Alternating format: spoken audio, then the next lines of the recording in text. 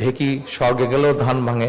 আমি একজন প্রার্থী হিসেবে আপনাদের কাছে কি চাই সেটা আর বললাম না, সেটা আপনারা সবাই করতে পারবেন। আমি স্বাভাবিকভাবে আমি বাংলাদেশে একজন পলিটিক্যাল অ্যাক্টিভিস্ট হিসেবে পরিচিত।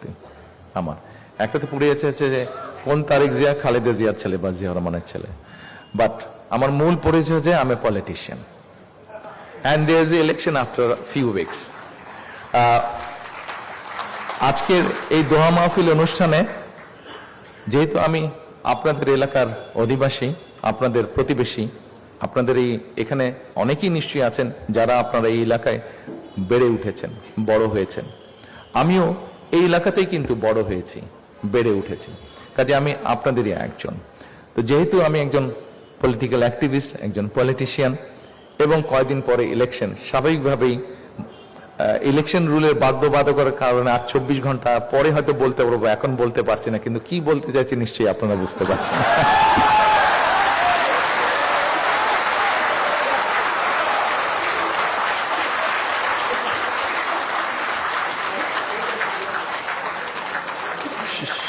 সম্মানিত উপস্থিতিবৃন্দ, আমি আপনাদের সকলের সহযোগিতা কামনা করছি।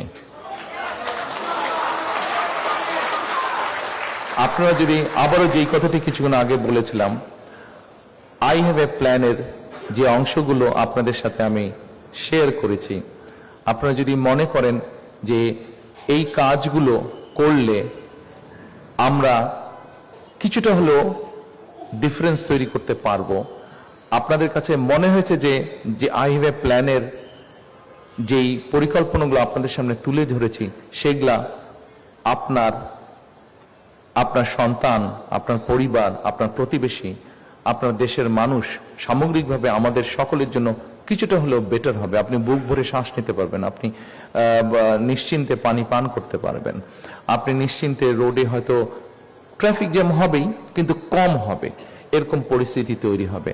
আপনি পত্রিকা খুললেই বেকার সমস্যার সমাধানের কমে আসছে এরকম কিছু নিউজ পড়তে পারবেন। আপনি হেলথের ব্যাপারে আপনি কিছুটা হলেও নিশ্চিত হতে পারবেন যে ঠিক আছে, there is a health facility. এই কাজগুলো যদি হেলথ ফ্যাসিলিটি যদিও আমি আলাপ করার সুযোগ পাইনি, কারণ টাইম অনেক গড়িয়ে যাচ্ছে, সবারই তো কাজ আছে, আপনাদেরকে এতক্ষণ আমি আটকে রাখতে চাচ্ছি না।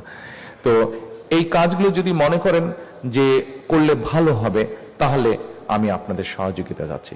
এ কারণেই সহযোগিতা যাচ্ছি যে as because I have a plan, we have a plan, এবং যখন we have a plan,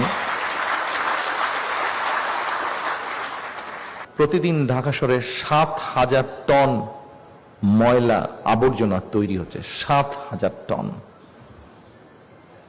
আমি জানি না আপনাদের কাছে সংখ্যাটা আগে জানা ছিল কিনা, 7,000 টন প্রতিদিন ময়লা তৈরি হচ্ছে, 7,000 টন।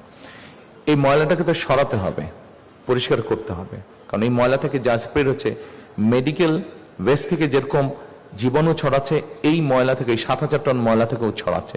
এবং এই 7,000 টনের কোথায় পড়ে আছে, কিভাবে পড়েছে, আমরা কিন্তু এখান থেকে বের হলেই দেখতে পাচ্ছি সবাই। 7,000 টন ময়লা। আমরা যেটা চিন্তা করেছি, এই 7,000 টন ময়লাটাকে আমরা এনার্জিতে রূপান্তর করব এবং রিসাইকেলে নিয়ে যাব। আমরা দেখেছি কিভাবে বিদ্যুৎ দেওয়ার নাম করে কিভাবে কুইক রেন্টাল হয়েছে, এবং কুইক রেন্টালের ইতিহাস কি, কে কিভাবে এখান থেকে কি করেছে, পাবলিক মানি কিভাবে স্পেন্ড হয়েছে, আমরা সেই বিতর্কে গেলাম না। আমরা যেটা পরিকল্পনা করছি যে ঢাকা শহর যেরকম ক্লিন করতে হবে, এখন এই ময়লাটাকে নিয়ে তো কোথাও ফেলতে হবে, আবার তো ওই জায়গাটা ময়লা হবে, অথবা একটা ব্যবস্থা করতে হবে।